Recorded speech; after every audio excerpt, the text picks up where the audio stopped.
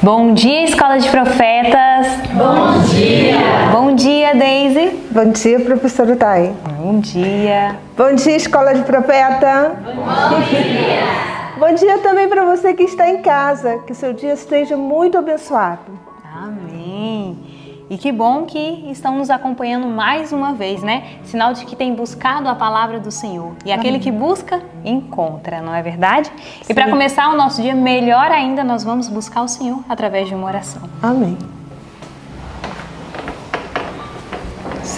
Oremos. Santo Deus e eterno Pai, bendito seja o seu nome, porque aqui estamos buscando a palavra do Senhor, ó Pai, porque nós estamos buscando encher o nosso coração, ó Pai. Amém, e que possamos Senhor. transmitir esse amor que temos buscado do Senhor e temos encontrado, porque o Senhor é uma fonte, Pai, que sempre jorra.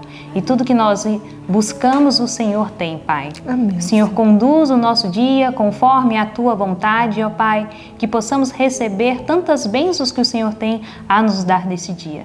Que o Senhor também abençoe aqueles que têm acompanhado, Pai, o ano bíblico, que o Senhor possa encher o coração dele também de tanto amor que o Senhor tem para dar. Obrigado por tudo, em nome de Jesus Cristo. Amém. Amém, Senhor. E agora nós vamos louvar o Senhor, mais uma vez, e mostrar o nosso amor e nossa gratidão a Ele, com o hino de número 369, Segura Minha Mão. Amém.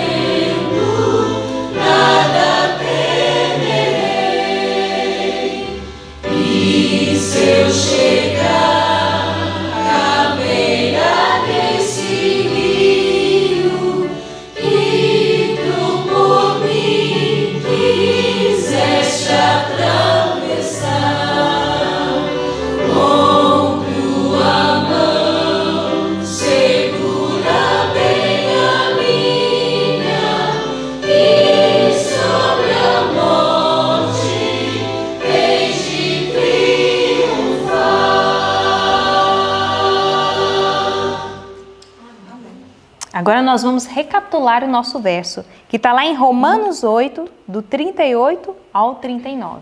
E no 3 nós vamos recitá-los, tá bom? Sim. 1, 2, 3. Romanos 8, 38 ao 39.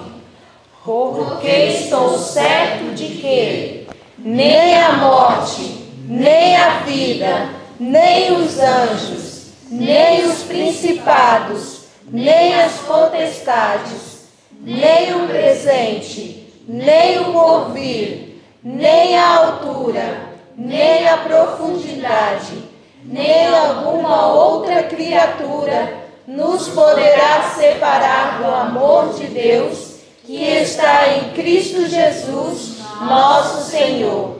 Romanos 8, do 38 ao 39. Romanos 8, do 38 ao 39.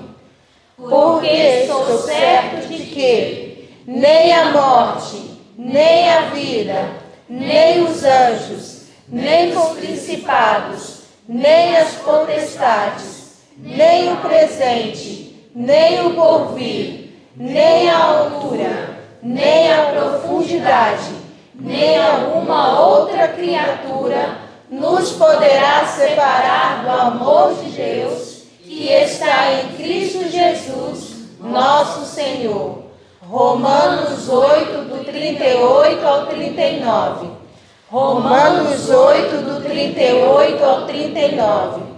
Porque sou certo de que nem a morte, nem a vida, nem os anjos, nem os principados, nem as potestades, nem o presente, nem o porvir, nem a altura, nem a profundidade, nem alguma outra criatura nos poderá separar do amor de Deus que está em Cristo Jesus, nosso Senhor.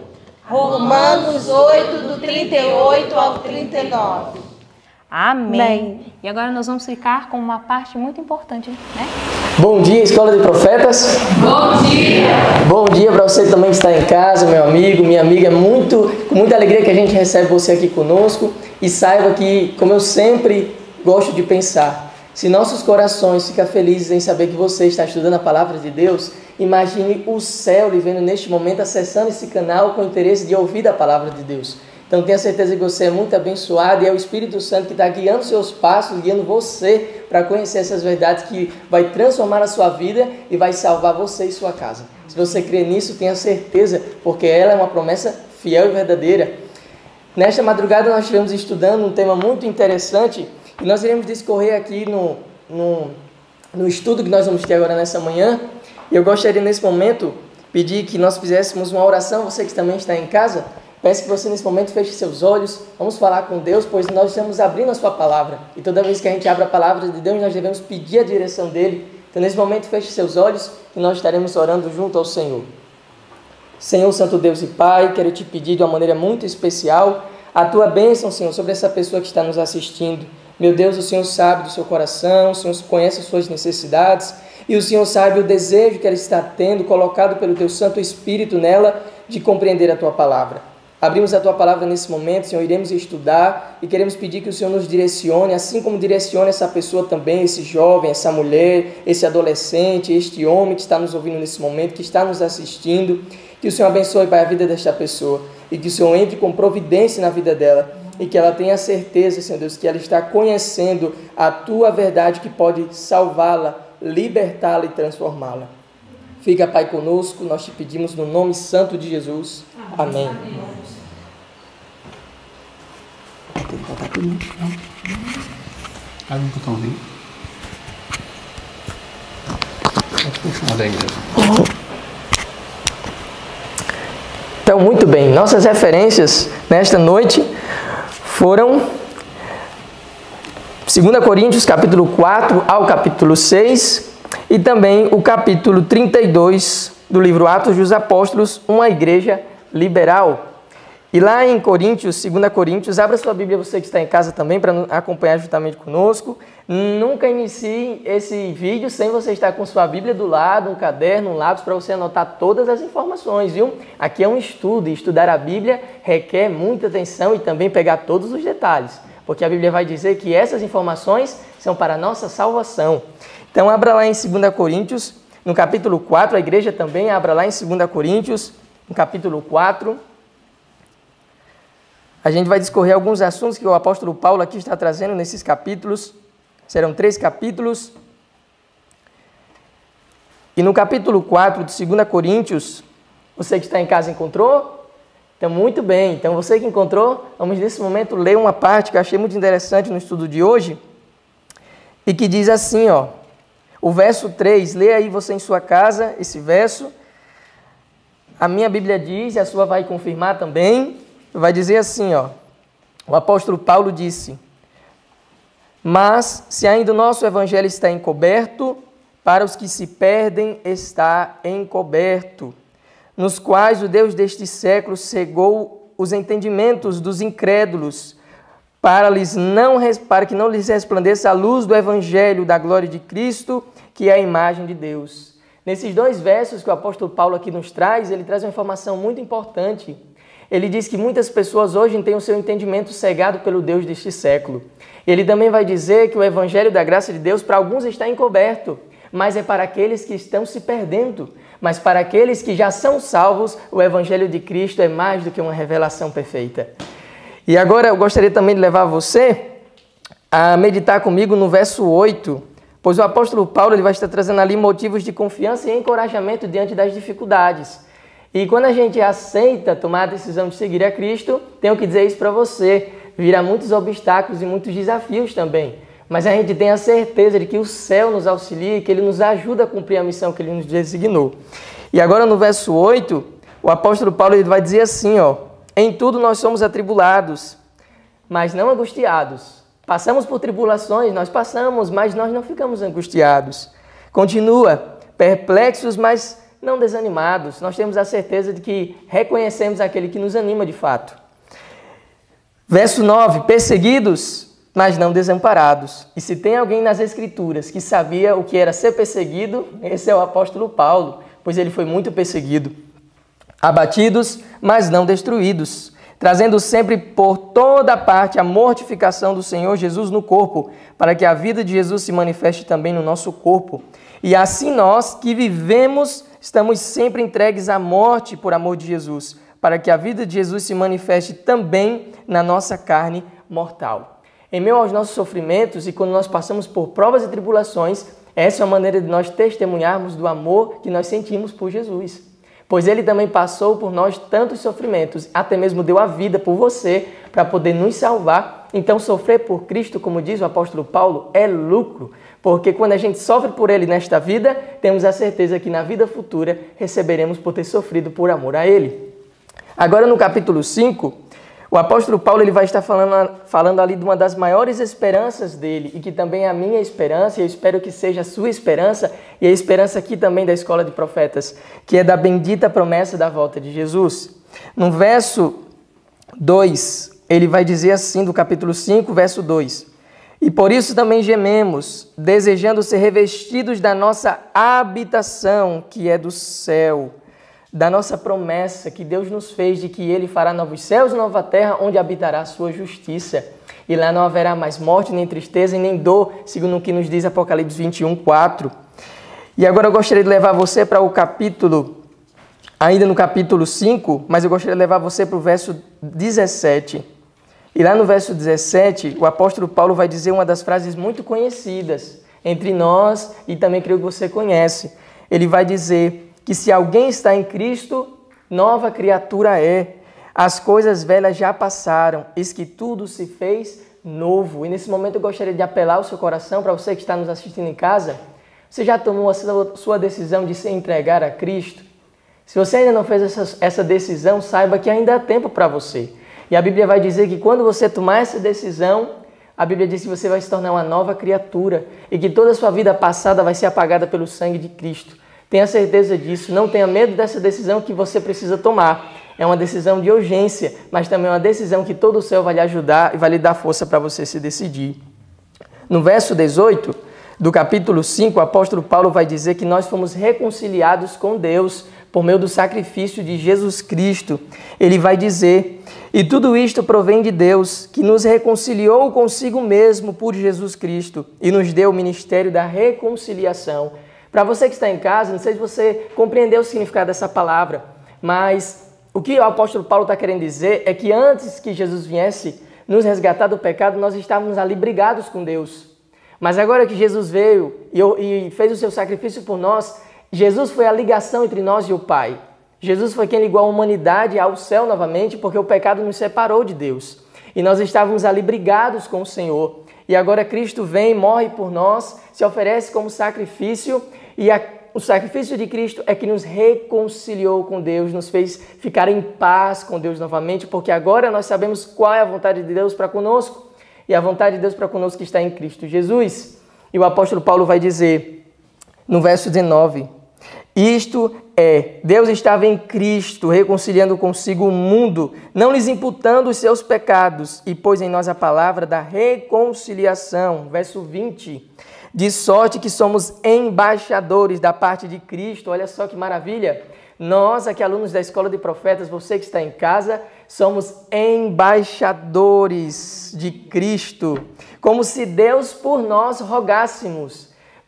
O apóstolo Paulo vai dizer que por meio de Cristo fomos reconciliados com Deus. E agora o apóstolo Paulo diz que nós somos embaixadores de Cristo. E agora é nós que rogamos aos outros, reconciliem-se com Deus, façam as pazes com Deus, voltem-se para o Senhor e aceitem a sua vontade. É isso que o apóstolo está querendo dizer aqui no verso 19 em diante. E agora no capítulo 6 de 2 Coríntios, o apóstolo Paulo ele vai estar ali falando da sua fidelidade para com o ministério. Sabemos que ele foi chamado para pregar aos gentios, e essa missão que ele recebeu de Deus foi uma missão que ele cumpriu até o último instante da sua vida, pois ali quando ele foi decapitado lá em Roma, ele disse, combati o bom combate, completei a carreira, guardei a fé. E aqui no verso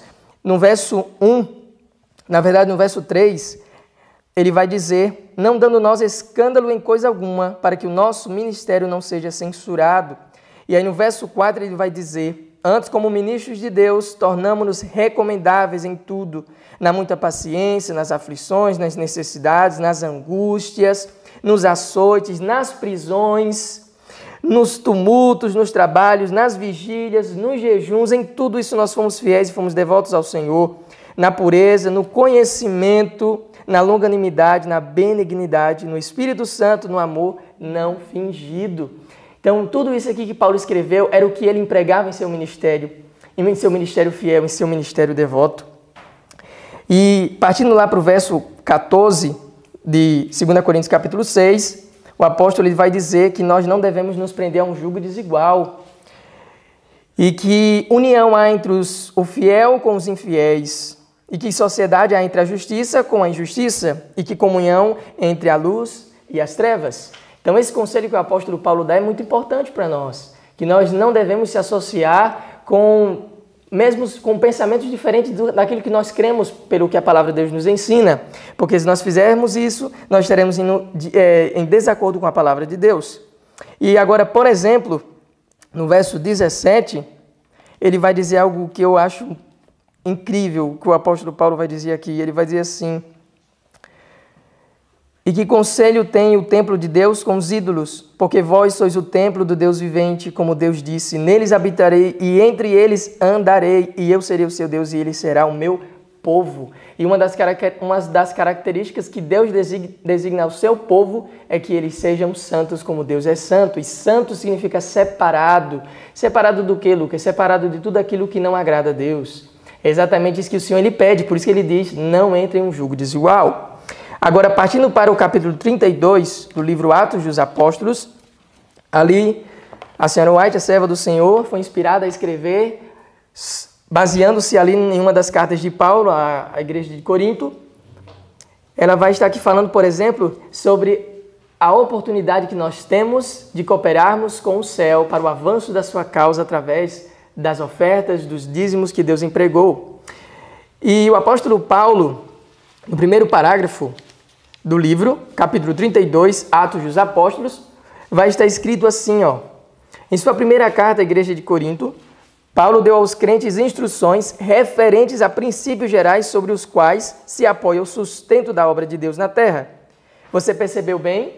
Aqui nesse livro diz que a obra de Deus na terra, ela é sustentada. Mas sustentada por quem, Lucas? Sabemos que Deus é o dono do ouro e da prata.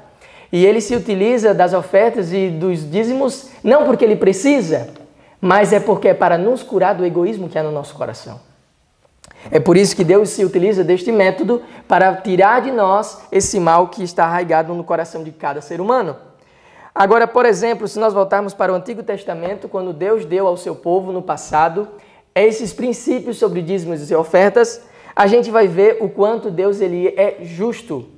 E lá no Antigo Testamento, o Senhor ele separou uma das tribos de Israel, a tribo de Levi, e dentre essas tribos ele designou eles para o sacerdócio. E nesse ofício que eles iriam empregar, eles seriam sustentados pela vontade de Deus, pela congregação. E isso está de acordo com a Bíblia, porque o apóstolo Paulo vai dizer que aquele que prega o evangelho viva do evangelho. Aquele que está comprometido com a obra de Deus deve viver principalmente da obra de Deus. E nós cremos totalmente nisso, porque não podemos fazer a obra de Deus e fazer outro trabalho, assim estaremos divididos. Nosso foco deve ser somente aquilo que fomos chamados para fazer. Agora, se você pegar o parágrafo que começa, a devolução do dízimo era apenas uma parte do plano de Deus para o sustento de seu trabalho. Era uma parte do plano de Deus para o sustento do seu trabalho aqui na terra. Numerosas dádivas e ofertas foram divinamente especificadas. Especificadas por quem, Lucas? Pelo homem? Não, eram especificadas por Deus. Os dízimos e as ofertas não foram criados pelo homem, foram criados por Deus, e está na Bíblia. Se você for lá no livro de Levítico, você vai ver detalhadamente que Deus dá instruções ao seu povo acerca dos dízimos e ofertas, e até mesmo a quantidade que eles deveriam ofertar ao Senhor. Você sabia que a porcentagem do dízimo e oferta foi Deus que designou do dízimo? Foi Deus que designou, e da oferta, Deus deixa que você faça a sua escolha. Agora, por exemplo, há uma importante lição que nós devemos nos atentar acerca desse assunto. Quando o tema vem trazendo sobre uma igreja liberal, e o que é ser liberal de fato? É nesse ponto que nós devemos trabalharmos. O que é ser liberal de fato? O que é você se doar completamente? O que é você entender que Deus ele pede não apenas uma parte de você, mas ele pede o tudo de você? Isso não apenas está envolvido em seu tempo, mas também nos seus recursos, nos seus talentos, nas suas propriedades, em todas as coisas, Deus ele pede que você coloque na obra dele. E aí tem um parágrafo que vai dizer assim: por este sistema de beneficência, o Senhor procurava ensinar a Israel que em tudo devia ele ser o primeiro na nação. E agora eu gostaria de perguntar para você: você reconhece Deus como o primeiro em sua vida? Você reconhece a Deus como o primeiro em seus bens, em suas economias, seu dinheiro, sua renda? Tudo que nós temos e possuímos não vem de nós. É uma certeza clara que a palavra de Deus nos diz. Você reconhece que tudo que você tem hoje veio de Deus? Você reconhece o quanto é abençoado pelo Senhor? Se você reconhece isso, então você está um passo aí adiante, rumo para aquilo que Deus pede de cada um de nós. Tudo o que possuíam era dele. Eles eram apenas mordomos de seus bens. Nós somos apenas mordomos das coisas que o Senhor nos confiou. Deus nos confiou para nós cuidarmos, mas somos apenas mordomos. Não nos pertence, pertence ao nosso Deus. Só que agora aqui traz uma advertência para nós. O povo de Israel foram muito privilegiados por Deus. E se nós pararmos para pensar, Deus abençoou aquela nação, deu a eles muitos privilégios e muitas oportunidades. Mas também Deus também tem nos dado muitos privilégios e muitas oportunidades no tempo que vivemos hoje. Perceba que a nação de Israel deveria empregar o sistema de dízimos e ofertas para o sustento da sua nação. Mas através do sacrifício de Cristo, Ele nos confiou a missão de pregar o Evangelho para todos os povos, para todas as nações também. Então, uma responsabilidade maior pesa sobre nós do que pesava sobre o povo de Israel no passado. Você concorda com isso? Temos uma maior responsabilidade hoje do que o povo de Israel no passado, porque eles deveriam pregar e sustentar a obra para a tribo que estava ali no meio do seu povo. Mas nós somos chamados para levar adiante a mensagem para todas as nações. E aqui vai dizer que as nossas obrigações são muito maiores seguramente do que as do antigo Israel. Temos responsabilidades maiores para cumprir e Deus nos chama a aceitar essas responsabilidades e cumprir com fidelidade. Agora, é interessante nós notarmos que todas as vezes quando a gente mexe, um dos pontos mais fracos do ser humano, eu creio que você que está em casa vai concordar também, é o bolso. Quando a gente mexe no bolso do ser humano, a gente acaba ali percebendo se a pessoa de fato está disposta a entregar tudo. E aqui tem um parágrafo que eu achei muito forte, se aplica para nós, professos cristãos, em que vai dizer assim, as pessoas são tentadas a usar seus bens em benefício próprio, na satisfação do apetite, numa dor pessoal ou no embelezamento de seus lares. As pessoas, elas investem naquilo que elas mais têm prazer. Só que aí continua. Nessas coisas, muitos membros da igreja não hesitam em gastar livremente e até de forma extravagante. Não hesitamos às vezes. E às vezes até gastamos extravagante. Mas, quando são solicitados a dar para o tesouro do Senhor, a fim de que se promova a sua obra na terra, tutubeiam. Talvez sentindo que não podem escapar à conjuntura, dão à questão uma importância tão insignificante que não raro gastam com coisas desnecessárias. Não manifestam amor real pelo serviço de Cristo, um fervoroso interesse na salvação dos outros. Não é de admirar que a vida cristã de tais criaturas seja uma existência atrofiada e doentia. Que isso não aconteça comigo, que não aconteça isso com você, que nós possamos permitir que Deus trabalhe em nós para nós termos o Espírito de Cristo. E qual é o Espírito de Cristo, Lucas? Você sabia que o Espírito de Cristo é o Espírito de liberalidade? Sabia que o céu, a lei do céu, é mais dar do que receber? A lei do céu é mais dar do que receber. E Jesus, ele mesmo disse. E Paulo, quando ele estava lá visitando as igrejas, ele falou para as igrejas que ele levantou: mais bem-aventurado é dar do que receber. Ele deu essa instrução para os irmãos, motivando eles a serem liberais. Agora, se o Espírito de Cristo é liberalidade, este Espírito encontra sua mais alta manifestação no sacrifício de Jesus sobre a cruz. Não há uma demonstração maior do quanto Deus, ele doou tudo por nós através do sacrifício do seu Filho. Você tem a certeza de que tudo que Deus tinha para lhe oferecer, ele ofereceu na pessoa de Jesus? Você sabia que o que Deus tinha de mais precioso, ele te concedeu, ele nos concedeu? E não era prata, nem riquezas, nem joias, nem nada. Era o próprio Cristo, a maior riqueza do céu. A maior riqueza do céu. Agora, o Espírito de Cristo é liberalidade. Mas qual é o outro Espírito a qual pertence ao adversário de Deus? Por outro lado, o espírito de egoísmo é o espírito de Satanás. Eu sei que esse parágrafo é um parágrafo muito forte. Se o Espírito de Cristo é liberalidade, o Espírito de Satanás é egoísmo. E aí talvez você esteja pensando assim: de qual desses dois espíritos há em minha vida? O de liberalidade ou o de egoísmo? O princípio ilustrado na vida dos mundanos é receber, receber. Quanto mais eles querem receber, para si, apenas para si. Assim esperam eles conseguir felicidade e conforto, mas o fruto do que semeiam é miséria e morte. Porque não há como você ter alegria se você apenas recebe. Você só pode de fato ser feliz quando você doa e aprende a doar por amor. A nossa doação não deve ser motivada por algo de maneira interesseira, mas por nós termos recebido tanto de Deus que estamos dispostos a dar tudo aquilo que Deus tem nos dado. E nós somos devedores disso.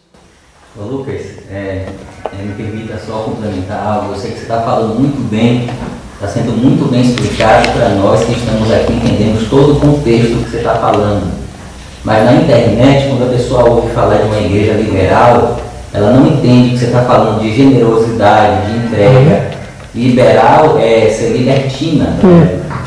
Então, se você puder dar uma explicação para isso, né, que além de ser liberal, de fazer o que quer, porque quando a gente está de casa em casa, a gente sempre ouve essa pergunta das pessoas que não fazem parte de igreja nenhuma: a sua igreja é liberal?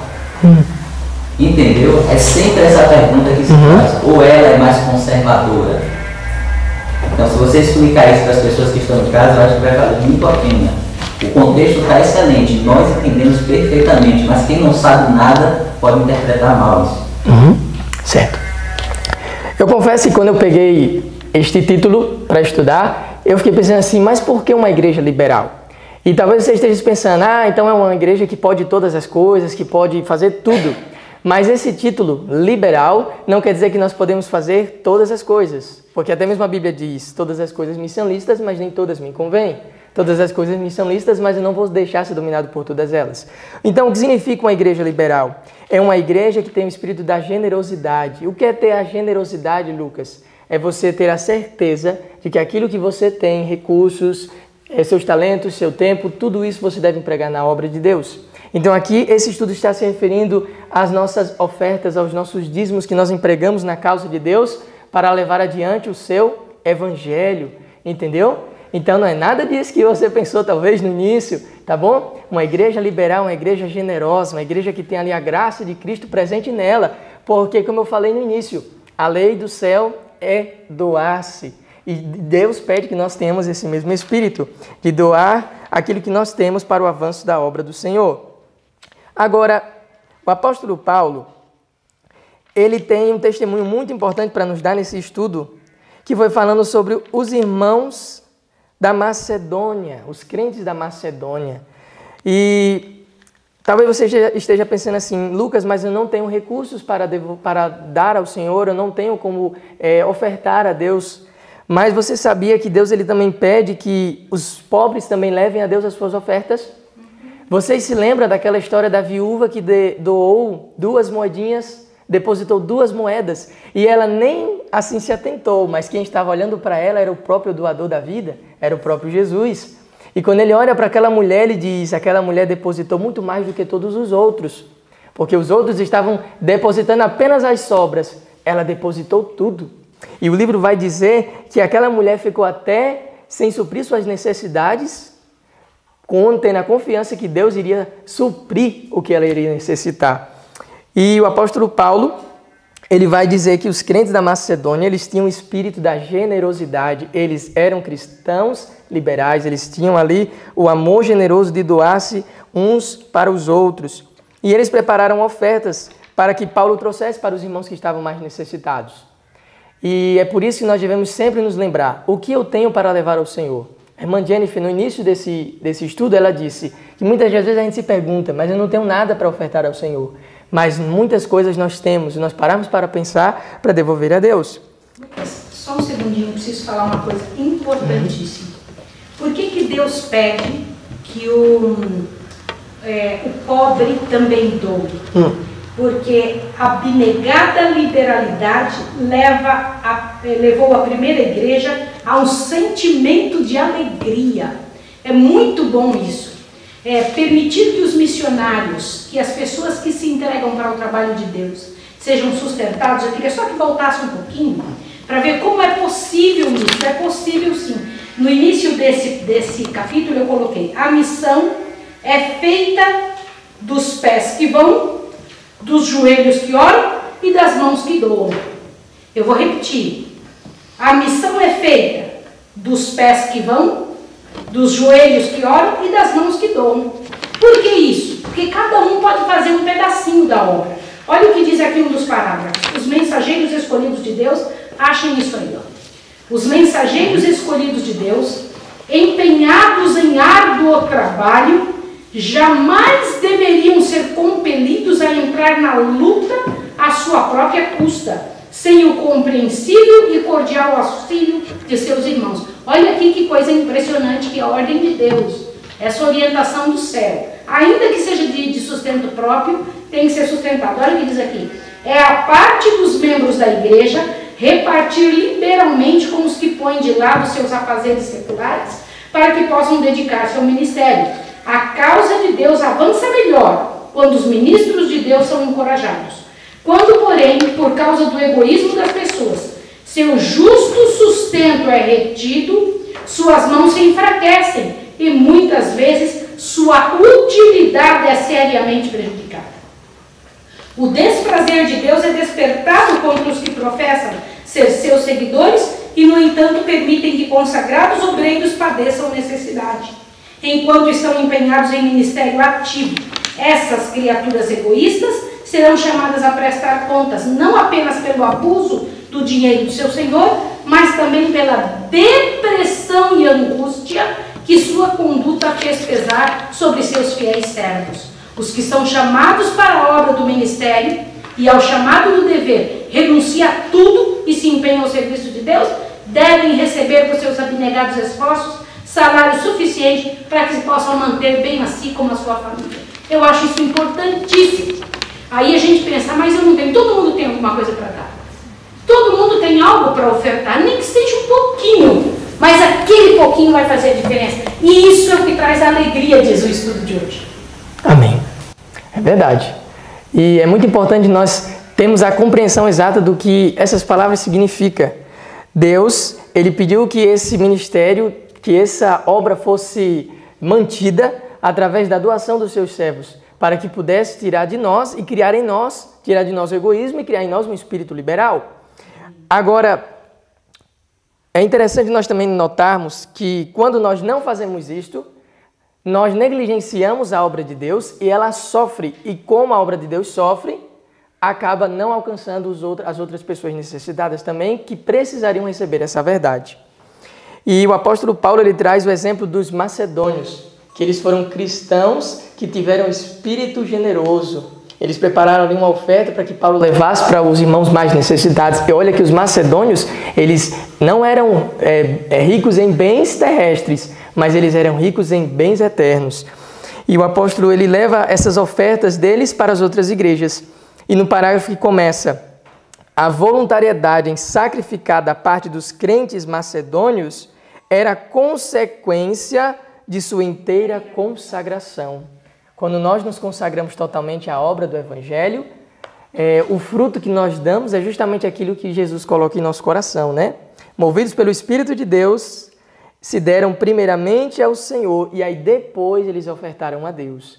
Veja que a primeira entrega que Deus pede de mim e de você é da minha vida, do meu coração, para depois eu ofertar ao Senhor. E no último parágrafo que diz: a abnegada liberalidade levou a primeira igreja a um sentimento de alegria. Por eles terem um espírito generoso, por eles serem pessoas que se importavam mais com os outros do que consigo mesmo, por eles terem um espírito de Cristo, eles faziam alegria. Eles não doavam com tristeza, eles davam com alegria. Eles também não doavam por necessidade, mas eles davam porque sabiam que estavam fazendo a vontade de Deus. E não há coisa melhor do que nós fazermos algo tendo a certeza de que o que estamos fazendo é exatamente o que Deus nos pediu. E eu gostaria de terminar falando sobre a nossa prosperidade espiritual. Como assim nossa prosperidade espiritual? Em quem mais você deposita os seus tesouros? Onde está focado aquilo que mais você considera importante? Para onde vai? Para onde você aponta? E o parágrafo diz: a prosperidade espiritual está intimamente ligada à liberalidade cristã. Se você quer ter prosperidade espiritual na sua vida, siga este exemplo dos irmãos da Macedônia. Sejam generosos e sejam cristãos que tenham o espírito da liberalidade. Os seguidores de Cristo devem regozijar-se pelo privilégio de revelar em sua vida a beneficência do seu Redentor, de doar-se aos outros, assim como Jesus se doou por nós. Dando ao Senhor, eles têm a certeza de que seu tesouro está indo em sua frente para as cortes celestiais. E se lembra daquilo que Jesus falou para nós? Onde estiver o teu tesouro, aí também estará o teu coração. E eu termino com esse último parágrafo que diz: Deus declara: bem-aventurados vós os que semeais sobre todas as águas, um contínuo repartir dos dons de Deus, onde quer que a causa do Senhor ou as necessidades da humanidade requeram nosso auxílio, não leva à pobreza. Quando nós nos doamos para a obra de Deus, nós não ficamos pobres, nós ficamos ricos. Não digo nos bens deste mundo, mas ricos nos bens vindouros. Alguns há que espalham e ainda se lhes acrescenta mais, e outros que retêm mais do que é justo, mas é para a sua perda. Aqueles que repartem, eles recebem muito mais do Senhor, e aqueles que retêm, eles perdem e acabam perdendo até mesmo a sua própria vida. O semeador multiplica semente ao utilizá-la. Da mesma forma, assim é com os fiéis em distribuir os dons de Deus. Repartindo, aumentam suas bênçãos. Dai e ser-vos-á dado, prometeu Deus. Veja, é uma promessa de Deus. Quando nós nos doamos, quando nós damos, Deus ele promete que vai ali abençoar. Boa medida, recalcada, sacudida e transbordando, vos deitarão no vosso regaço. Quer você ter esse espírito de liberalidade? Quer você permitir que o Espírito de Cristo, um Espírito que se doa, esteja reinando no seu coração também? Se esse é o seu desejo, se essa é a sua vontade, esta é a minha vontade. Eu quero ser assim como os irmãos da Macedônia. Eu quero ter esse mesmo Espírito que havia neles. Eu quero que em mim também haja o mesmo Espírito de Cristo. E assim também como havia em Paulo. E se é o seu desejo também, eu gostaria nesse momento de pedir que você orasse conosco, mas que quando eu estivesse aqui orando, você dissesse ao Senhor: Senhor, me torne alguém que seja liberal, que seja generoso para com a tua causa, para que a tua obra alcance outros corações, assim como eu fui alcançado também. Então vamos orar nesse momento, vamos nos ajoelhar para a gente falar com o nosso Deus.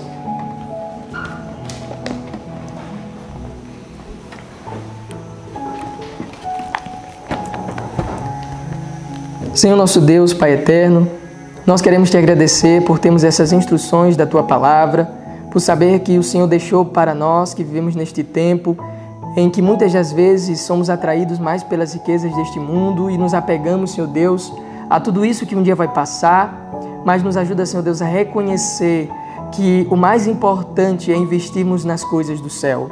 O mais importante, Senhor Deus, é colocarmos o nosso tesouro, o nosso coração nas coisas eternas. Porque tudo isso vai passar um dia, Senhor. Faz com que haja em nós, ó Pai, o mesmo Espírito que havia nos irmãos da Macedônia. Faz com que haja em nós, Senhor Deus, o espírito de liberalidade que há, Senhor Deus, em Cristo. E nos ajuda a reconhecer que a morte de Jesus foi uma das maiores demonstrações de que quanto o Senhor se doou para nos salvar. Tira de nós, ó Deus, todo o egoísmo. Não queremos ter, ó Pai, esse sentimento ruim no nosso coração, pois nós aprendemos hoje que este espírito, ele pertence a Satanás. E nós não queremos, ó Pai, ter nada que pertence a ele em nossas vidas. Senhor, neste momento oro por essa pessoa que está nos assistindo, que o Senhor abençoe ela, Pai. Ela tomou a decisão de também querer ser fiel ao Senhor. Ela tomou a decisão, ó Pai, de querer permitir que o Senhor coloque nela este espírito generoso. Que o Senhor trabalhe, ó Pai, na vida desta mulher que está me assistindo neste momento.